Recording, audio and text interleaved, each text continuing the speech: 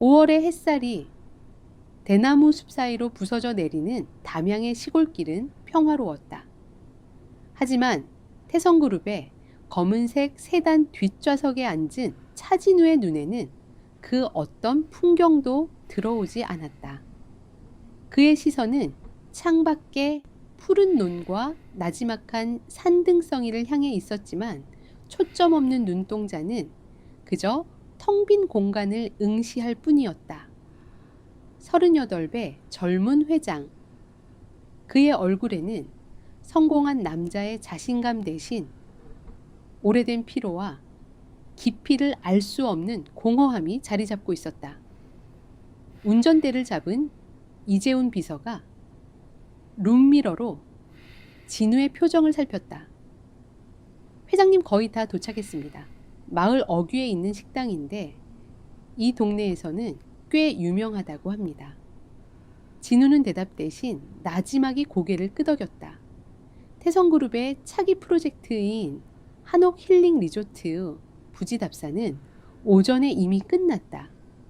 그가 이곳 담양까지 직접 내려온 것은 이 프로젝트에 그룹의 명운이 걸려 있기 때문만은 아니었다. 서울의 숨막히는 공기와 끝없는 경쟁, 그리고 텅 빈 집으로 돌아가야 하는 매일의 일상에서 잠시라도 벗어나고 싶었을 뿐이다. 차가 좁은 골목길에 멈춰 섰다. 진우가 차에서 내리자 잘 다려진 고급 양복과 시골 마을의 흙먼지 낀 풍경이 선명한 부조화를 이루었다. 그는 잠시 미간을 찌푸리며 팔에 걸친 재킷을 고쳐 잡았다. 이쪽입니다, 회장님. 이 비서를 따라 몇 걸음 옮기자 낡고 빛바랜 나무 간판이 눈에 들어왔다. 화잔에 국밥, 페인트가 군데군데 벗겨진 간판 아래로 구수한 멸치 육수 냄새가 뜨거운 김과 함께 피어오르고 있었다. 진우는 자신도 모르게 잠시 걸음을 멈췄다. 서울의 그 어떤 최고급 레스토랑에서도 맡아본 적 없는 기억 저편의 향수 같은 냄새였다. 식당 문을 열고 들어서는 순간 아는 점심시간이 막 지난 무렵임에도 불구하고 사람들로 북적였다. 10개 남짓한 테이블은 동네 주민들로 보이는 손님들로 가득 차 있었고 주방에서는 쉴 새 없이 그릇 부딪히는 소리가 들려왔다. 아이고 어서 와요. 저기 구석에 자리 하나 있네. 주방에서 달려나온 60 후반으로 보이는 할머니가 이마에 땀을 훔치며 진우 일행을 안내했다. 나와자. 이 국밥집의 주인이었다. 허리가 살짝 굽었지만 움직임은 여전히 활기찼다. 진우는 가장 구석진 테이블에 자리를 잡았다. 식당 안의 소음이 낯설게 귓가를 맴돌았다.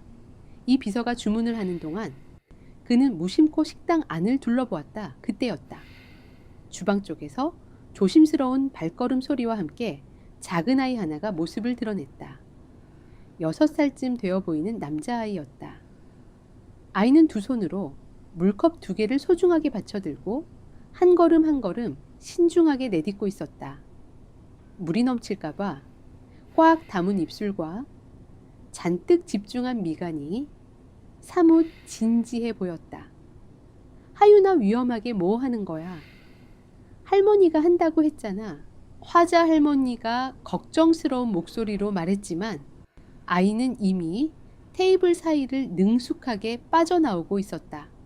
이상하게도 진우는 그 아이에게서 눈을 뗄 수가 없었다. 아이의 걸음이 향하는 곳이 바로 자신의 테이블이었기 때문이다. 아이는 진우의 테이블 앞에 멈춰 섰다. 그리고 온 힘을 다해 물컵을 조심스럽게 내려놓았다. 물 한 방울 흘리지 않은 완벽한 임무 수행이었다. 아이는 임무를 마친 뿌듯함이 가득한 얼굴로 진우를 올려다보며 환하게 웃었다. 손님 물 드세요. 진우는 잠시 아이를 내려다보았다. 까맣고 커다란 눈동자가 유난히 맑았다. 처음 보는 아이인데 어딘가 모르게 낯설지 않은 느낌이 스쳐 지나갔다. 고맙구나. 진우가 무감각한 목소리로 짧게 대답하며 시간을 확인하기 위해 손목을 들었다. 양복 소매가 살짝 걷히면서 그의 손목에 채워진 시계가 모습을 드러냈다. 검은색 다이얼 위로 선명한 붉은색 초침이 부드럽게 움직이고 있었다. 평범한 초침이 아니었다. 초침의 끝은 날카로운 화살촉 모양이었고 그 화살촉은 섬세한 하트 형태로 다듬어져 있었다.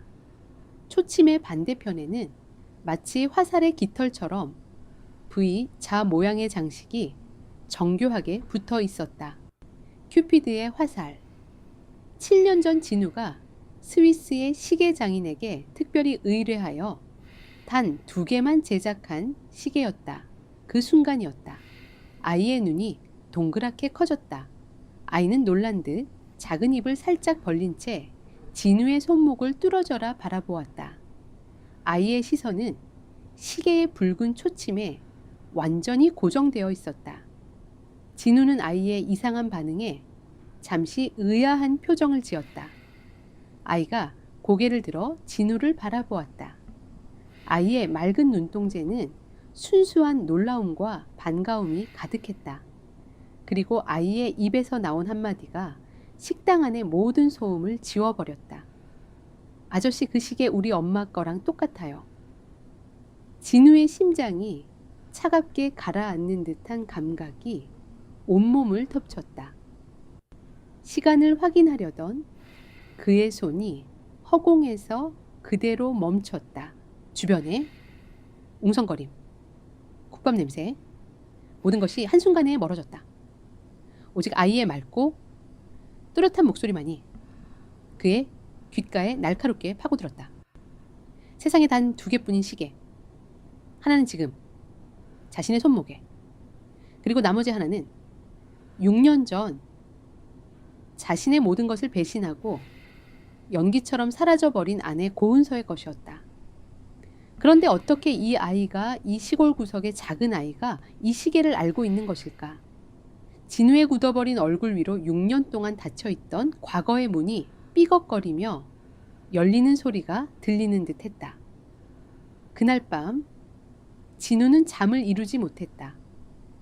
담양 최고의 호텔 스위트룸은 서울의 저택만큼이나 넓고 고요했지만 그의 머릿속은 온갖 소음으로 가득 찼다. 아이의 맑은 목소리가 끊임없이 귓가에 울렸다. 우리 엄마 거랑 똑같아요. 진우는 천장을 응시하며 6년 전 그날을 떠올렸다. 해외 장기 출장에서 막 돌아왔을 때 어머니 오경숙은 싸늘한 얼굴로 그를 서재로 불렀다. 진우는 어둠 속에서 자신의 손목을 내려다보았다. 시계의 붉은 초침이 어둠 속에서도 희미하게 빛을 발하며 멈추지 않고 원을 그리고 있었다. 그는 자리에서 일어나 창가로 다가갔다. 혹시 아주 만약에 어머니의 말이 사실이 아니라면 그 생각은 독처럼 빠르게 퍼져나가 지난 6년간 그를 지탱해 온 증오와 체념을 좀먹기 시작했다. 다음 날 아침 진우는 리조트 부지에서 열린 실무회의에 참석했지만 그 어떤 보고 내용도 귀에 들어오지 않았다. 눈앞에 설계도면 위로 어제 본 아이의 얼굴이 아른거렸다. 그는 결국 참지 못하고 자리에서 일어났다. 오후 일정은 전부 취소하게. 이 비서는 나중에 따로 들어오고. 회장님 하지만 이재훈 비서의 만류에도 불구하고 진우는 차키를 집어들었다. 그는 직접 운전대를 잡았다. 이 문제만큼은 온전히 혼자서 마주해야 했다. 그의 차는 어제 갔던 그 낡은 국밥집을 향해 다시 달렸다. 가게 근처에 차를 세우고 걸어갔다. 심장이 불규칙하게 뛰었다. 가게 안으로 바로 들어갈 용기가 나지 않아 그는 잠시 모퉁이에 서서 안을 살폈다.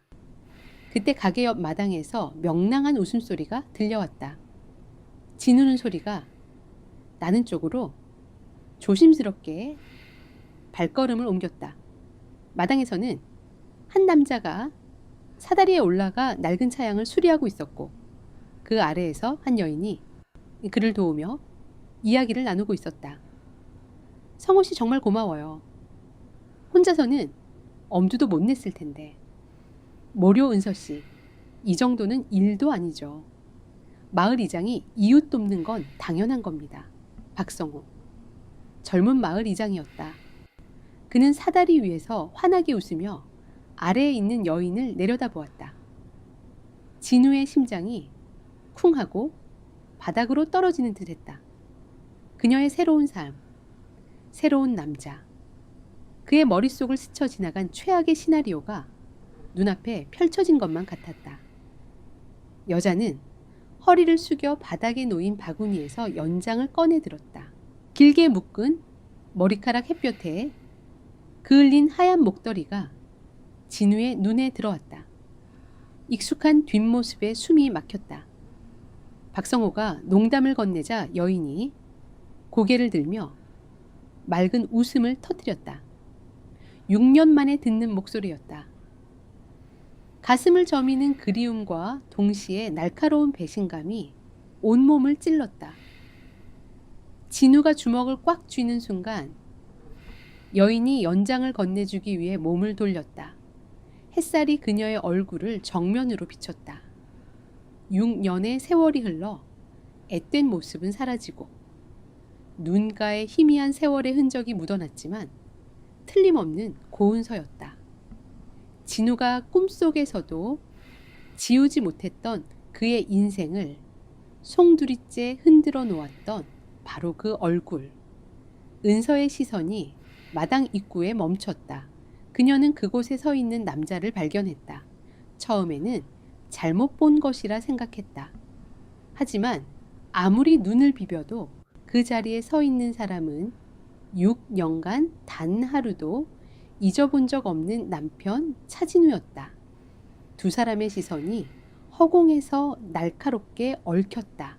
주변의 모든 소음이 사라지고 시간은 그 순간 정지했다. 은서의 얼굴에서 핏기가 사라지며 새하얗게 질려갔다. 그녀의 손에서 힘이 빠져나가며 들고 있던 채소 바구니가 바닥으로 떨어졌다. 잘 씻어놓은 상추와 오이가 흙바닥 위로 어지럽게 흩어졌다. 그녀의 눈동자는 더 이상 확장될 수 없을 만큼 커진 채 오직 공포와 경악으로만 가득 차 있었다. 은서의 손에서 떨어진 바구니가 흙바닥을 뒹굴며 채소들이 사방으로 흩어졌다. 하지만 그녀의 시선은 바닥이 아닌 마당 입구에 선 진우에게 완전히 고정되어 있었다. 6년. 그 긴 시간 동안 단 한 번도 상상조차 하지 못했던 재회였다. 낡은 작업복을 입은 자신과 최고급 정장 차림으로 여전히 완벽해 보이는 그 사람. 은서의 입술이 미세하게 떨렸지만 그 어떤 소리도 새어 나오지 않았다. 은서 씨, 왜 그래요? 어디 아파요? 사다리 위에 있던 마을 이장 박성호가 걱정스러운 얼굴로 물으며 서둘러 내려오려 했다. 그 목소리가 은서를 현실로 끄집어냈다. 그녀의 시선이 진우의 차가운 눈빛과 마주치는 순간 본능적인 공포가 전신을 휩쓸었다. 과거의 그날 시어머니, 오경숙의 서늘한 협박과 모욕이 귓가의 환청처럼 울렸다. 내 눈에 다시 띄면 내 뱃속에 그 아이부터 없애버릴 줄 알아라. 은서는 황급히 몸을 돌렸다. 성호 씨, 나중에 다시 이야기해요. 미안해요. 그녀는 바닥에 떨어진 채소들을 주워 담을 생각조차 하지 못한 채 비틀거리며 식당 뒷문 쪽으로 내달렸다. 도망쳐야 한다는 생각뿐이었다. 그 사람의 시야에서 과거의 그림자에서 벗어나야만 했다. 은서야, 진우의 입에서 6년 만에 그녀의 이름이 터져나왔다. 낮고 억눌린 분노인지 그리움인지 알 수 없는 복잡한 감정이 뒤섞인 목소리였다. 그는 본능적으로 그녀를 향해 발걸음을 내디뎠다. 성호가 의아한 표정으로 진우를 가로막으려 했지만 진우는 그를 거칠게 밀치며 뒷문으로 향했다. 은서가 허겁지겁 뒷문을 열고 들어가는 찰나였다. 엄마 주방 안에서 장난감을 가지고 놀던 하윤이가 은서를 향해 반갑게 달려왔다. 은서는 하윤이를 보자마자 아이를 덥석 안아들었다. 6살 아이의 무게가 그녀의 얇은 팔뚝을 짓눌렀지만 그녀는 아이를 품에 꽉 끌어안고 필사적으로 방 안으로 향했다. 하윤이는 영문도 모른 채 엄마 품에서 눈만 껌벅거렸다. 엄마 왜 그래 나 아파? 아이가 칭얼거렸지만 은서는 대답 대신 아이의 작은 머리를 감싸 안고 방문을 닫았다. 문이 닫히는 소리와 함께 걸쇠가 채워지는 소리가 날카롭게 울렸다. 그녀는 문에 등을 기댄 채 주르륵 미끄러져 내렸다. 다리의 힘이 완전히 풀려버린 탓이었다. 아이를 끌어안은 그녀의 어깨가 거칠게 들썩였다. 한편 진우는 식당 주방으로 뛰어들었다. 굳게 닫힌 방문 앞에서 그는 주먹을 꽉 쥐었다. 당장이라도 저 문을 부수고 들어가 묻고 싶은 말이 산더미 같았다. 왜 떠났는지, 왜 다른 남자와 도망쳤는지, 그리고 왜 자신의 시계를 가지고 있는지. 고은서 당장 문 열어 숨는다고 해결될 일이 아니잖아. 진우의 목소리가 좁은 주방을 쩌렁쩌렁 울렸다. 문고리를 잡고 거칠게 흔들었지만 문은 굳게 잠겨 있었다. 그가 다시 한번 소리치려던 순간이었다. 지금 남의 집 주방에서 뭐 하는 짓이오? 등 뒤에서 날카롭고 호통치는 목소리가 들렸다. 진우가 뒤를 돌아보자 식당 주인 나화자 할머니가 국자가 든 그릇을 내려놓고 무서운 얼굴로 서 있었다. 그녀의 눈빛은 불청객을 쫓아내려는 단호함으로 가득했다. 어르신 비켜주십시오. 저 여자와 할 얘기가 있습니다. 진우는 최대한 감정을 억누르며 정중하지만 단호하게 말했다. 하지만 화자 할머니는 코웃음을 치며 진우의 앞을 가로막았다. 굽은 허리에도 불구하고 그녀가 내뿜는 기세는 만만치 않았다. 할 얘기 뉘신지는 모르겠지만 우리 은서가 당신 얼굴을 보고 사색이 돼서 도망쳤소. 남의 귀한 딸내미 겁주지 말고 당장 나가시오. 진우의 눈썹이 꿈틀거렸다. 귀한 딸이라고 하셨습니까? 저 여자는 제 아내였습니다. 6년 전에 저를 배신하고 도망친 제 아내라고요. 진우의 말에 화자 할머니의 눈빛이 미세하게 흔들렸다. 그녀는 진우의 완벽한 옷차림과 굳은 얼굴을 위아래로 훑어보았다. 이 남자가 바로 은서가 그토록 숨기고 싶어 했던 과거의 상처를 안겨준 장본인이라는 것을 직감했다. 아내 배신하고 도망쳐 화자 할머니는 어이가 없다는 듯 헛웃음을 지었다. 그리고 진우를 향해 한 걸음 다가서며 낮고 서늘한 목소리로 말했다. 이보시오 젊은 양반, 6년 전 겨울이었소. 뼈가 시리게 추운 날 만삭의 몸으로 비쩍 말라서 이 식당 앞을 서성이던 아이가 은서였소. 국밥 한 그릇 시켜놓고 반 숟갈 뜨더니 그대로 바닥에 쓰러졌지. 진우의 숨이 턱 막혔다. 만삭의 몸 쓰러져 그의 머릿속이 하얗게 비워지는 듯했다. 가족도 없고 갈 데도 없다고 제발 살려만 달라고 밤새 울며 매달리던 아이요. 내 딸이 죽고 혼자 살던 참에 꼭 내 딸이 돌아온 것 같아. 거뒀소. 그렇게 여기서 하윤이를 낳고 지금까지 악착같이 살아온 불쌍한 내 딸이요. 화자 할머니의 말이 진우의 가슴에 날카로운 비수처럼 꽂혔다. 어머니는 은서가 다른 남자와 바람이 나서 돈을 챙겨 도망쳤다고 했다. 하지만 화자 할머니가 들려준 이야기는 전혀 달랐다. 만삭의 몸으로 길거리를 헤매다 쓰러졌다고 그 아이 하윤이라고 했습니까? 그 아이의 아버지는 누구입니까? 진우의 목소리가 형편없이 떨리고 있었다. 만약 은서가 다른 남자와 도망친 것이 아니라면 그 만삭의 배는 뉘의 것이란 말인가? 화자 할머니는 차가운 눈으로 진우를 응시했다. 당신이 그걸 물을 자격이 있소? 은서가 왜 그 추운 겨울에 맨몸으로 쫓겨나다시피 길거리를 헤맸는지. 당신은 정말 아무것도 모르는 거요. 진우는 아무런 대답도 할 수 없었다. 어머니의 서늘한 얼굴과 이혼 합의서에 찍힌 은서의 도장, 그리고 방금 들은 화자 할머니의 이야기가 머릿속에서 어지럽게 뒤엉켰다. 무엇이 진실인지 알 수 없었다. 화자 할머니는 굳게 닫힌 방문을 가리키며 엄히 꾸짖었다. 당신이 누구든 이제 우리 은서와 하윤이 앞에서는 나타나지 마시오. 겨우 숨쉬고 사는 가여운 애들 흔들지 말고 당장 돌아가시오. 진우는 닫힌 방문을 멍하니 바라보았다. 저 문 너머의 은서가, 그리고 어쩌면 자신의 아이일지도 모르는 하윤이가 있었다. 하지만 지금 이 상태로는 닫힌 문을 부수고 들어간다 해도 진실을 마주할 자신이 없었다. 그는 천천히 발걸음을 돌렸다. 비틀거리는 그의 뒷모습 위로 무거운 침묵이 내려앉았다. 가게 밖으로 나온 진우는 채 올라탔다. 시동을 켜지 않은 채 핸들에 머리를 기댔다. 혼란스러웠다.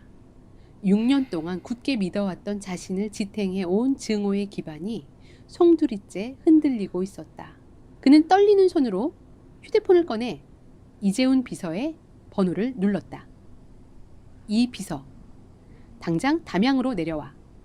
그리고 윤서연이 아니라 고은서. 고은서와 그녀의 아들 차하윤에 대해 전부 조사해. 6년 전부터 지금까지 그녀의 모든 행적을 낱낱이 파악해서 내 책상 위에 올려놓게. 단 하나도 빠짐없이. 진우의 목소리는 차갑게 가라앉아 있었지만 그 이면에는 억누를 수 없는 불안과 초조함이 소용돌이치고 있었다. 그는 휴대폰을 내려놓고 다시 한번 식당을 바라보았다. 낡은 간판 아래 굳게 닫힌 문. 그 뒤에 숨겨진 진실이라는 거대한 벽이 그를 짓누르고 있었다. 그 벽을 허물기 위해서는 먼저 6년 전 어머니가 쌓아 올린 거짓의 성을 무너뜨려야 할지도 몰랐다. 이른 아침 담양의 리조트 현장 사무소. 차진우는 블라인드가 쳐진 창가에 서서 밤새 한숨도 자지 못한 붉은 눈으로 허공을 응시하고 있었다. 책상 위에는 이재훈 비서가 서울에서 밤을 새워 내려와 방금 올려놓은 서류 봉투가 놓여 있었다. 회장님 지시하신 고은서 씨와 아들 차하윤 군에 대한 조사 결과입니다. 이 비서의 목소리는 평소보다 조심스러웠다. 진우는 천천히 몸을 돌려 책상으로 다가갔다. 서류 봉투를 집어드는 그의 손끝이 미세하게 떨리고 있었다. 봉투를 열어 첫 장을 넘기자마자 그의 시선이 한 곳에 굳어버렸다. 혼인관계 증명서 변동사항 없음. 6년 전 그날 이후 고은서는 그 누구와도 재혼하지 않았다. 어머니의 말대로 다른 남자와 눈이 맞아 도망친 것이라면 왜 새로운 가정을 꾸리지 않은 것인가? 진우는 숨을 죽인 채 다음 장으로 넘겼다. 가족관계 증명서와 출생신고서 사본이었다. 차하윤, 출생일 6년 전 겨울, 출생지 전라남도 담양군 보건소. 그리고 그 아래 진우의 심장을 얼어붙게 만드는 빈칸이 있었다. 부해당 사항 없음. 아이의 아버지가 등록되어 있지 않았다. 만약 정말로 다른 남자의 아이였다면 왜 굳이 미혼모의 길을 선택하며 아버지의 존재를 지워버린 것인가? 서류가 의미하는 바는 너무나 명확하면서도 동시에 진우가 지난 6년간 믿어왔던 세상의 근간을 뒤흔들고 있었다. 어머니가 보여주었던 사진 속의 낯선 남자, 은서의 도장이 찍혀있던 이혼 서류, 그 모든 것이 정교하게 짜인 거짓말일지도 모른다는 의심이 확신으로 변해가는 순간이었다. 이 비서, 진우의 목소리는 갈라져 있었다. 이 서류가, 이 빈칸이 의미하는 게 무엇인지 자네도 알겠지. 네 회장님, 정황상 고은서 씨가 6년 전 떠날 당시 이미 임신 중이었을 가능성이 높습니다. 이 비서의 대답에 진우는 서류를 쥔 손에 힘을 주었다. 종이가 구겨지는 소리조차 들리지 않을 만큼 팽팽한 정막이 사무실을 채웠다. 만약 하윤이가 자신의 아이라면 그 겨울 만삭의 몸으로 쓰러져 죽을 뻔했다는 화자 할머니의 말이 사실이라면 자신은 6년 동안 자신의 핏줄이 어디서 어떻게 자라는지도 모른 채 억울하게 내쫓긴 아내를 원망만 하며 살아온 반편이 남편이자 아비였다. 참을 수 없는 분노와 자책감이 동시에 밀려왔다. 진우는 서류를 책상 위에 거칠게 내려놓고는 재킷을 집어들었다. 차 대기시켜. 진우의 눈빛은 어제와 달랐다. 혼란스러움은 사라지고 오직 진실을 마주하겠다는 매서운 결의만이 남아 있었다. 국밥집 앞은 점심 장사 준비로 한창이었다. 진우는 차에서 내리자마자 망설임 없이 식당 뒤편에 작은 마당으로 향했다. 화자 할머니가 주방에 있는 틈을 타 그는 곧장 뒷문 쪽으로 다가갔다. 마당 한 구석에서 커다란 대야에 담긴 채소를 씻고 있는 은서의 뒷모습이 보였다. 고은서, 진우의 낮고 단호한 부름에 은서의 어깨가 크게 움찔했다. 그녀가 천천히 고개를 돌려 진우를 마주 보았다. 어제의 공포에 질렸던 얼굴과는 달리 오늘은 입술을 꽉 깨문 채 방어적인 태도를 취하고 있었다. 그녀는 젖은 손을 앞치마에 대충 닦으며 자리에서 일어났다. 여기가 어디라고? 또 와요. 어제 할머니 말씀 못 들었어요. 돌아가요. 은서의 목소리는 차가웠지만 눈동자는 불안하게 흔들리고 있었다. 하윤이 내 아이지. 진우는 우회하지 않고 곧장 본론으로 들어갔다. 은서의 얼굴에서 핏기가 가셨다. 그녀는 무의식적으로 뒷걸음질을 쳤다. 무슨 소리를 하는 거예요? 당신 아이 아니에요. 당장 여기서 나가요. 은서는 소리치며 진우를 밀어내려 했다. 하지만 진우는 그 자리에 버티고 서서 그녀의 눈을 피하지 않았다. 거짓말하지 마. 나이도 맞고 출생신고서에 아버지 이름도 비어있더군. 6년 동안 다른 남자와 결혼한 기록도 없어. 어머니가 보여줬던 그 사진 그리고 이혼 서류 전부 가짜였지. 진우의 추궁에 은서의 눈시울이 붉어졌다. 지난 6년간 억누르고 숨겨왔던 억울함과 공포가 한꺼번에 터져 나오려는 것을 가까스로 참아내고 있었다. 가짜든 진짜든 이제 와서 무슨 상관이에요. 당신 어머니가 날 어떻게 내쫓았는지 당신은 아무것도 몰라. 제발 우리 모자 내버려둬요. 은서의 절규가 좁은 마당을 채웠다. 진우는 그녀의 말에서 확신을 얻었다. 어머니의 짓이었다. 평생 존경했던 어머니가 임신한 며느리를 협박하고 내쫓았다는 끔찍한 진실. 진우가 입을 열어 변명이라도 하려던 찰나였다.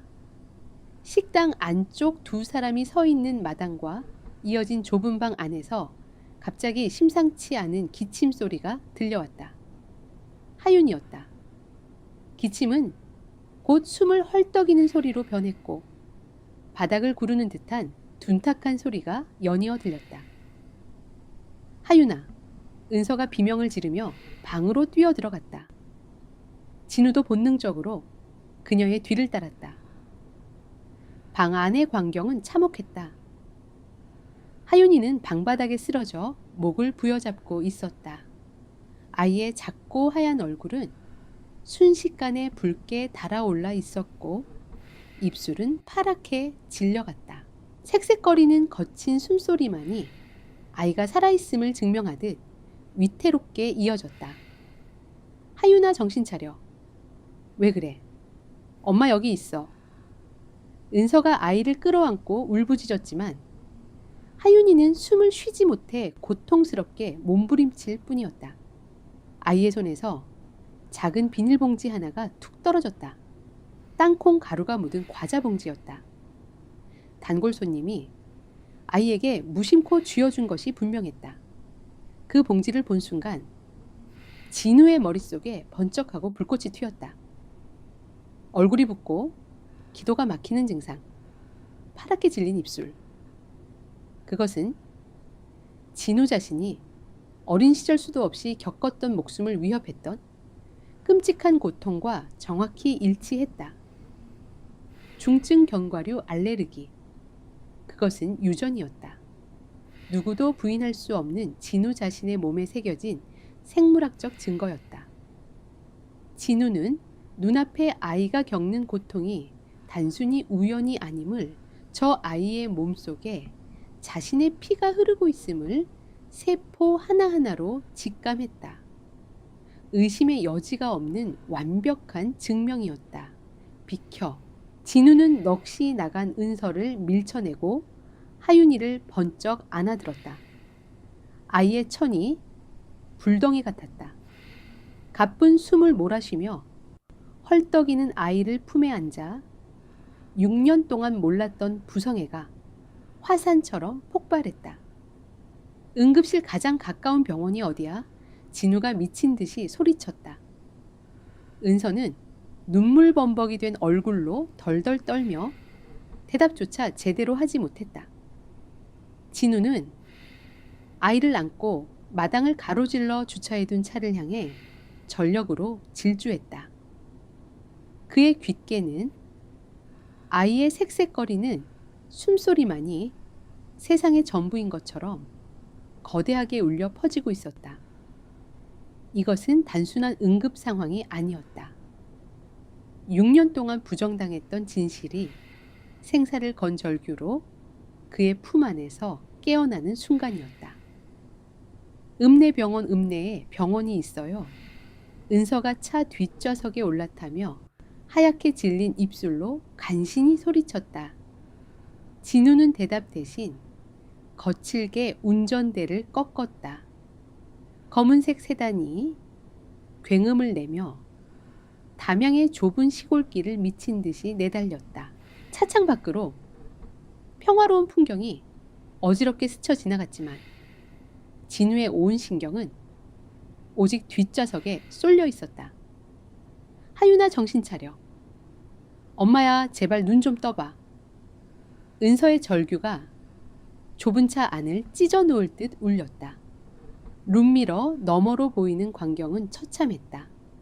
하윤이의 얼굴은 붉게 달아오르다 못해 보랏빛으로 변해가고 있었고 목을 부여잡은 작은 손은 경련하듯 떨렸다.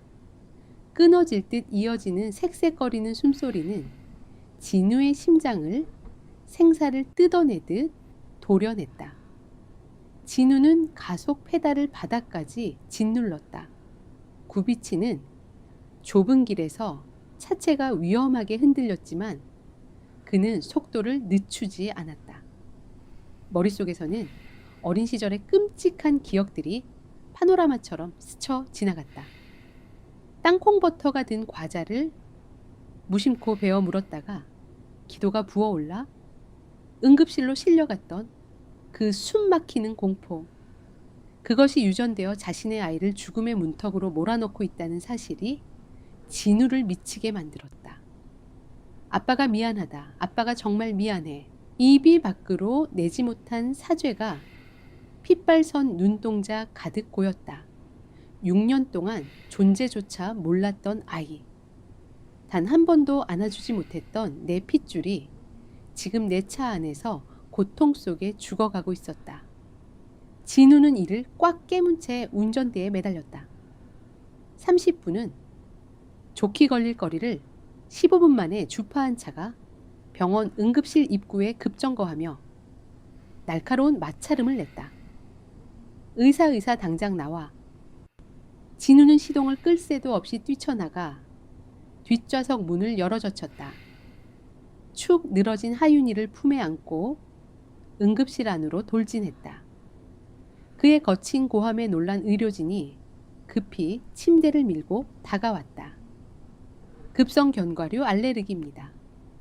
아나필락시스 쇼크가 온 것 같아요. 기도가 막히고 있습니다. 빨리 제발 빨리. 진우는 자신이 겪었던 증상과 처치 과정을 누구보다 잘 알고 있었다. 의사는 하윤이의 상태를 확인하자마자 다급하게 지시를 내리며 아이를 처치실로 밀어 넣었다. 은서가 울며불며 따라 들어가려 했지만 간호사가 그녀의 앞을 막아섰다. 보호자분, 여기서 기다리셔야 합니다. 굳게 닫힌 처치실 문. 은서는 그 자리에 힘없이 주저앉아 두 손으로 얼굴을 감쌌다. 억눌린 오열이 좁은 복도를 채웠다. 진우는 벽에 등을 기댄 채 거친 숨을 몰아쉬었다. 그의 손은 아직도 아이의 뜨거운 천을 기억하며 미세하게 떨리고 있었다. 얼마의 시간이 흘렀을까? 지옥 같은 기다림 끝에 처치실 문이 열리고 땀에 젖은 의사가 나왔다. 은서가 용수철처럼 튀어올랐고 진우 역시 굳은 얼굴로 의사에게 다가갔다. 다행히 골든타임은 넘기지 않았습니다. 에피네프린을 투여하고 기도를 확보했습니다.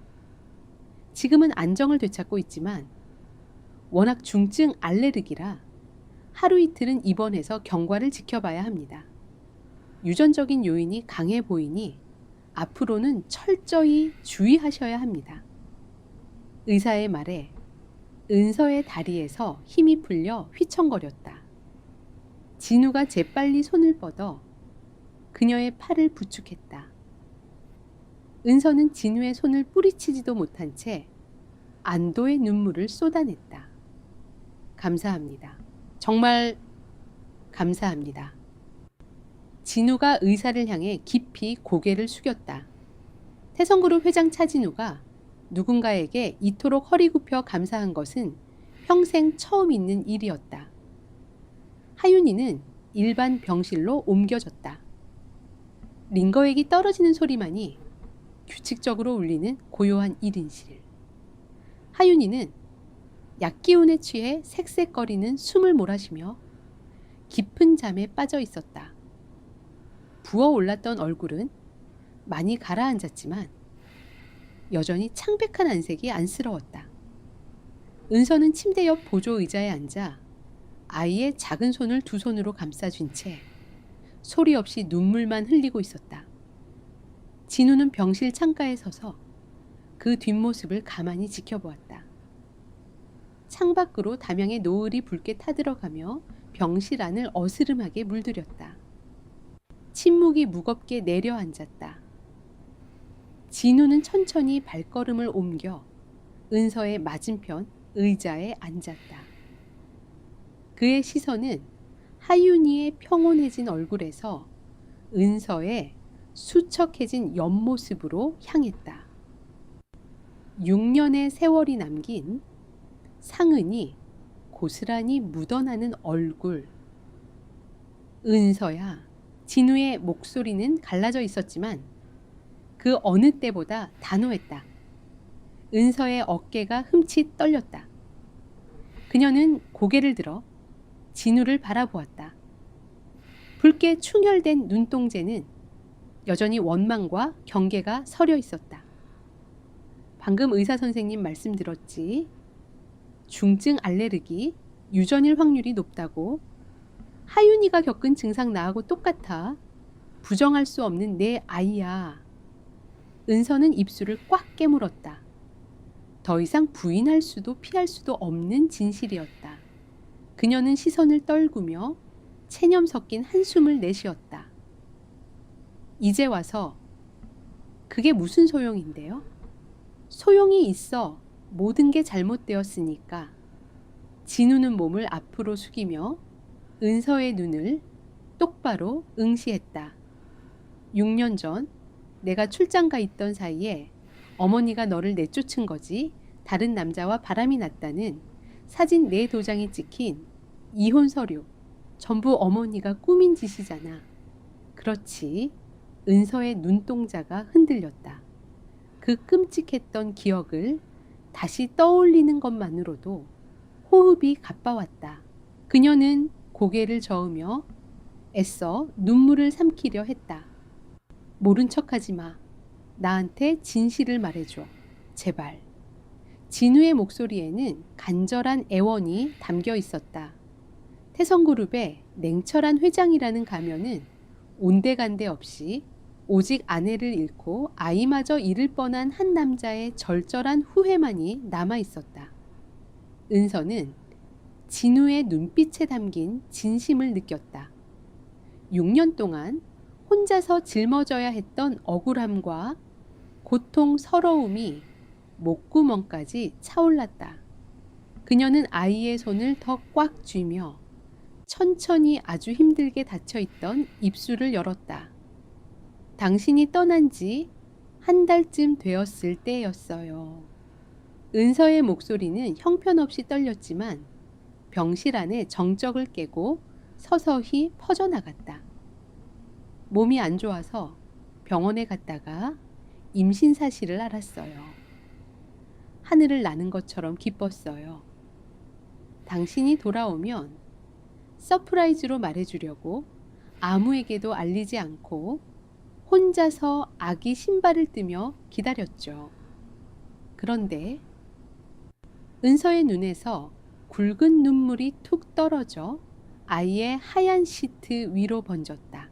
진우는 숨소리조차 내지 못한 채 그녀의 입술만 바라보고 있었다. 어느 날 어머니가 집으로 찾아오셨어요. 어머니 오경숙의 서늘하고도 잔인한 얼굴이 은서의 뇌리에 선명하게 떠올랐다. 병실 안에 공기가 차갑게 식어가는 듯했다. 6년 동안 봉인되어 있던 그 잔혹한 날의 진실이 마침내 세상 밖으로 드러나기 시작했다. 어머니는 내가 병원에 다녀온 것을 이미 알고 계셨어요.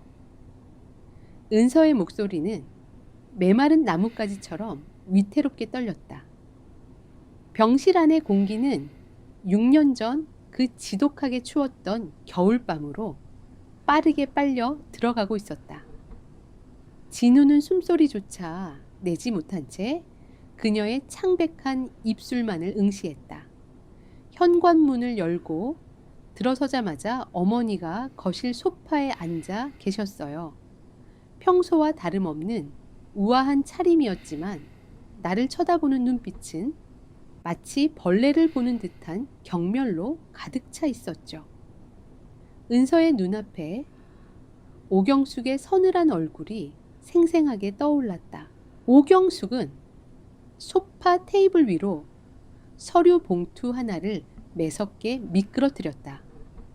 봉투에서 쏟아져 나온 것은 은서가 처음 보는 남자와 다정하게 거리를 걷고 있는 조작된 사진들이었다. 이게 뭐냐고 물었어요. 나는 저 남자가 누군지 알지도 못한다고. 하지만 어머니는 내 말을 들을 생각조차 없으셨어요. 오히려 입가에 잔인한 미소를 지으며 말씀하셨죠. 은서의 어깨가 공포에 질린 듯 잘게 떨렸다. 부모도 없는 천한 핏줄이 감히 내 아들을 홀려 우리 집안에 들어온 것도 모자라. 이제는 그 천박한 씨를 우리 집안에 심으려 하느냐고 하셨어요. 내 뱃속에 누구 자식이 들어앉았는지 내가 모를 줄 아냐면서요. 진우의 눈동자가 고통으로 일그러졌다. 평생 고상하고 기품 넘친다고 믿어왔던 자신의 어머니가 임신한 아내에게 그런 저주에 가까운 폭언을 쏟아부었다는 사실을 뇌가 거부하고 있었다. 하지만 은서의 떨리는 목소리는 너무나도 생생한 진실을 증명하고 있었다. 어머니는 이혼 합의서를 내던지며 당장 도장을 찍으라고 하셨어요. 내가 당신이 돌아오면 모든 걸 말하겠다고, 절대 이혼할 수 없다고 버티자. 어머니의 얼굴이 악귀처럼 변했어요. 은서는 무의식적으로 병상에 누워있는 하윤이의 작은 손을 더욱 꽉 쥐었다. 마치 6년 전 배를 감싸 안고 뒤로 물러서던 그날처럼. 어머니가 나에게 다가와 낮고 섬뜩한 목소리로 속삭이셨어요. 뱃속에 있는 그 핏덩이를 살리고 싶으면 오늘 밤 당장 내 집에서 나가라고. 내일 아침에도 이 집에 남아있거나 행여나 당신에게 연락을 취한다면 그 아이가 무사히 세상 빛을 보게 두지 않겠다고 하셨어요. 은서의 눈에서 참았던 눈물이 왈칵 쏟아져 내렸다. 나는 무서웠어요. 어머니가 정말로 내 아이를 어떻게 할까봐 너무나 두려웠어요. 당신에게 연락하고 싶었지만 어머니가 이미 내 전화기를 빼앗아 모든 연락처를 차단한 뒤였어요. 나는 지갑 하나, 그리고 당신이 준 시계 하나만 쥔 채 맨발로 쫓겨나듯 그 집을 도망쳐 나와야만 했어요. 이야기가 끝남과 동시에 진우를 지탱하고 있던 모든 세계가 산산조각이 났다. 어머니의 완벽한 거짓말, 조작된 사진과 강요된 이혼 합의서, 그것을 조금의 의심도 없이 믿어버린 자신의 어리석음. 6년 동안 배신감에 치를 떨며 아내를 원망했던 그 긴 시간 동안 은서는 홀로 낯선 시골 마을에 숨어 아이를 지키기 위해 처절하게 피눈물을 흘리며 살아왔던 것이다. 진우의 입에서 짐승의 앓는 소리 같은 깊은 신음이 터져 나왔다. 가슴 속에서 죄책감과 자기 혐오, 그리고 어머니 오경숙을 향한 걷잡을 수 없는 분노가 거대한 해일처럼 밀려왔다. 그의 두 다리에서 힘이 빠져나갔다. 진우의 몸이 의자에서 미끄러지듯 내려와 차가운 병실 바닥 위로 무너져 내렸다. 태성그룹의 젊고 오만한 회장이 6년 동안 방치했던 아내와 죽음의 문턱을 다녀온 아들 앞에서 처절하게 무릎을 꿇은 것이다. 미안해.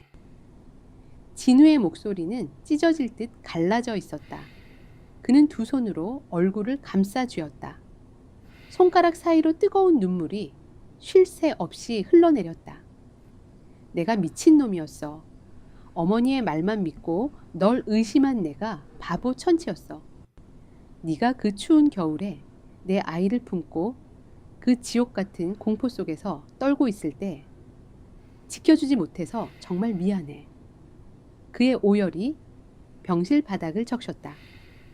은서는 바닥에 엎드려 우는 진우를 내려다보며 아무 말도 하지 못했다. 6년 동안 켜켜이 쌓인 원망과 한이 한순간에 사라질 리는 없었다. 하지만 그녀를 짓누르던 깊은 오해의 장벽이 무너져 내리는 것만큼은 분명히 느낄 수 있었다. 한참 동안 바닥에 엎드려 어깨를 들썩이던 진우가 천천히 고개를 들었다. 눈물로 엉망이 된 얼굴이었지만 그의 눈빛만큼은 이전에 본 적 없는 서늘하고 단단한 빛을 띠고 있었다. 슬픔과 자책의 시간을 지나 모든 진실을 마주한 남자의 맹세가 그 안에 담겨 있었다. 그는 천천히 자리에서 일어났다. 그리고 은서에게 다가가 뻗으려던 손을 거두고 대신 침대 위에서 색색거리며 잠들어 있는 하윤이를 내려다보았다.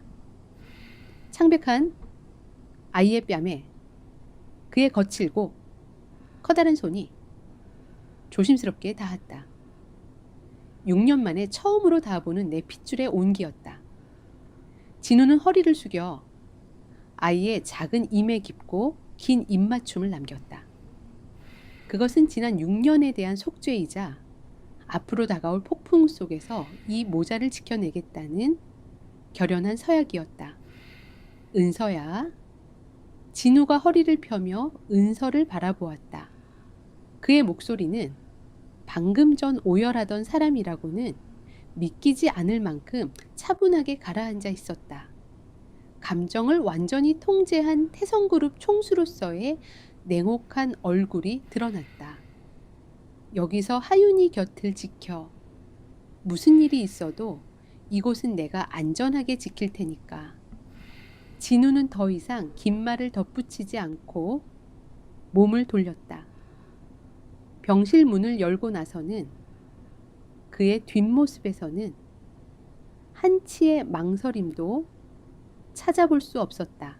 은서는 닫히는 문을 바라보며 6년 전 자신을 지키지 못했던 유약한 남편이 거대한 맹수로 변모하여 돌진하기 시작했음을 직감했다. 어두운 병원 복도를 걸어 나가는 진우의 발걸음은 빠르고 묵직했다. 그는 바지 주머니에서 휴대폰을 꺼내 지체 없이 번호를 눌렀다. 신호음이 두 번째 울리기도 전에 상대방이 전화를 받았다. 이재훈 비서. 진우의 목소리는 복도의 차가운 공기보다 더 매서웠다. 나는 지금 바로 서울로 올라간다. 전화기 너머에서 이 비서가 상황의 심각성을 인지하고 숨을 죽이는 것이 느껴졌다.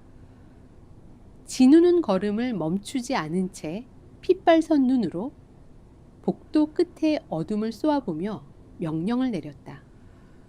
지금 즉시 태성재단에 오경숙 이사장 명의로 된 모든 법인 카드와 개인 계좌를 전면 동결해 단일 원도 빠져나가지 못하게 막아. 그리고 내일 오전 10시 그룹 본사로 긴급 이사회를 소집해라. 안건은 태성재단 이사장의 정력 해임이다. 그의 입에서 나온 선고는 잔인하리만치 차분했다. 6년간 자신을 기만하고 아내와 아들을 생지옥으로 몰아넣은 자신의 어머니를 향한 완벽하고도 자비 없는 방역에 서막이 오르고 있었다. 서울 청담동의 최고급 명품 부티크 안은 오경숙 재단 이사장만을 위한 단독 쇼핑으로 고요했다.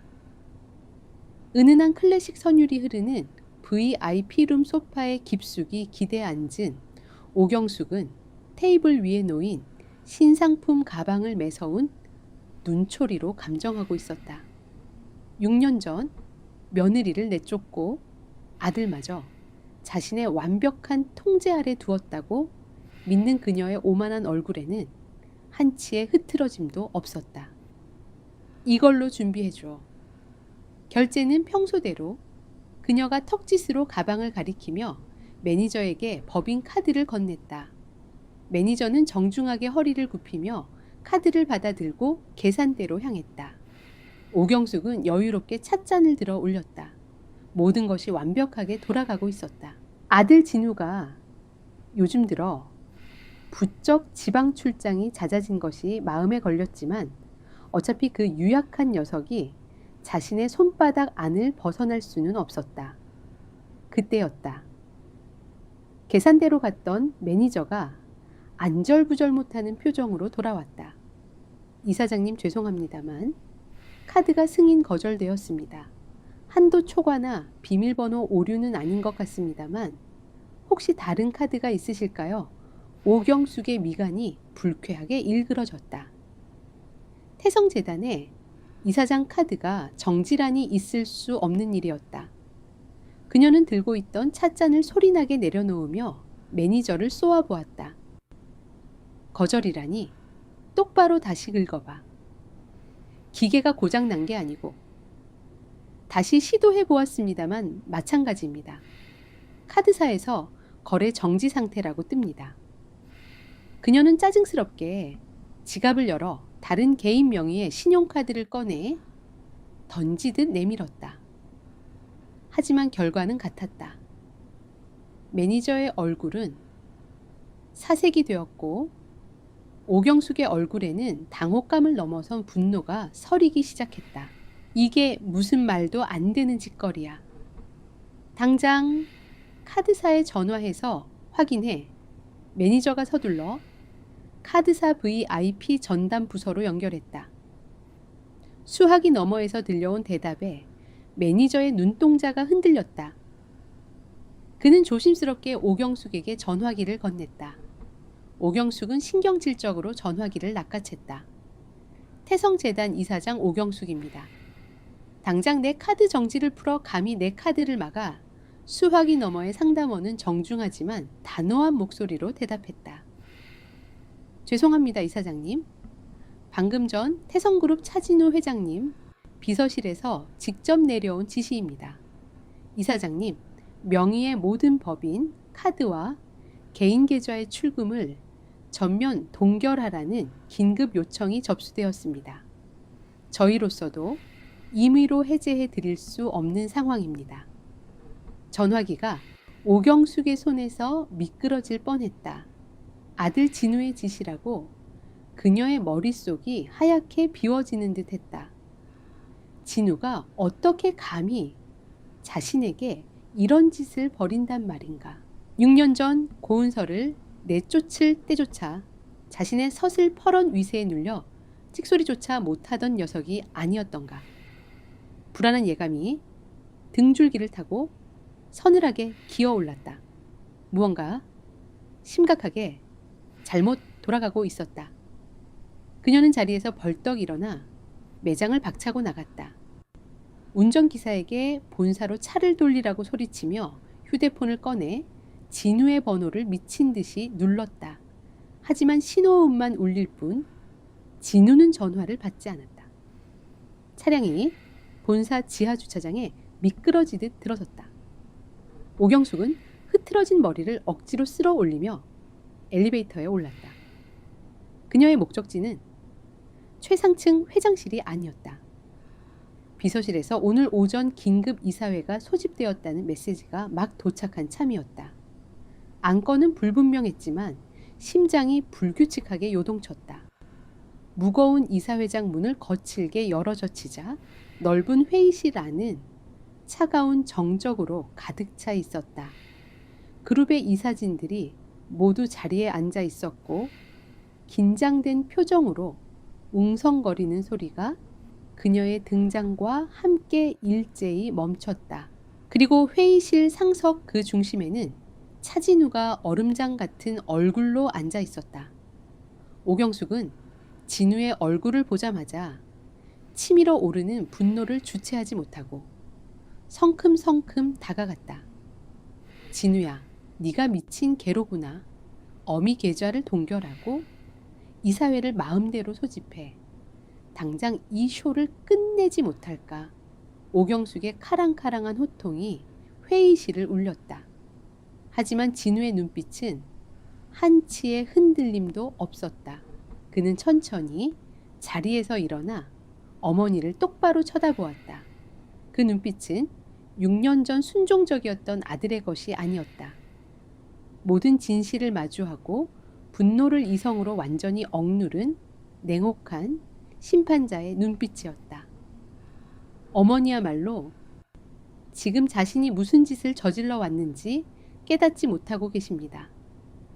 진우의 목소리는 낮고 무거웠지만 이사회장의 공기를 날카롭게 베어버릴 듯 뚜렷하게 퍼져나갔다. 그는 이재훈 비서에게 눈짓을 보냈다. 이 비서가 노트북을 조작하자 회의실 전면에 대형 스크린에 방대한 양의 자료가 띄워졌다. 오경숙의 얼굴에서 핏기가 싹 가셨다. 스크린에 떠오른 것은 태성재단의 자금 흐름을 추적한 수십 장의 회계 자료, 그리고 그녀의 개인 비자금 조성 내역과 법인 카드 유용 증거들이었다. 페이퍼 컴퍼니를 통한 자금 세탁 정황과 재단 후원금을 사적으로 빼돌린 영수증과 장부 사본이 적나라하게 폭로되었다. 이사들 사이에서 충격에 휩싸인 탄식이 터져나왔다. 이건 모함이다. 누군가 내 뒤에서 악의적으로 장부를 조작한 거야. 오경숙이 당황하며 비명을 질렀다. 그녀의 우아했던 가면이 산산이 조각나고 있었다. 조작이 아닙니다. 모두 제가 직접 회계팀을 동원해 철저히 검증한 자료들입니다. 진우의 차가운 목소리가 그녀의 변명을 짓눌렀다. 어머니는 그동안 재단을 사유화하고 자신의 탐욕과 권력을 유지하기 위해 그룹의 자산을 빼돌렸습니다. 그리고 진우의 눈동자에 걷잡을 수 없는 분노의 불꽃이 일었다. 6년 전 제 아내를 모함하고 만삭의 몸으로 길거리에 내쫓은 것도 모자라 어제는 담양까지 찾아가 내 핏줄에게까지 손을 뻗치려 하셨지요. 진우의 폭로의 이사회장은 경악으로 물들었다. 오경숙은 다리에 힘이 풀리는 것을 느끼며 의자 등받이를 꽉 부여잡았다. 그녀는 어떻게든 상황을 돌려보려 악을 썼다. 그 천박한 년이 내게 무슨 거짓말을 짓거렸는지 모르겠지만 나는 오직 너와 우리 그룹을 위해 입 다무십시오. 진우의 일갈이 천둥처럼 떨어졌다. 오경숙은 처음 보는 아들의 살기에 몸을 움찔했다. 단 한 번도 나를 위한 적 없었습니다.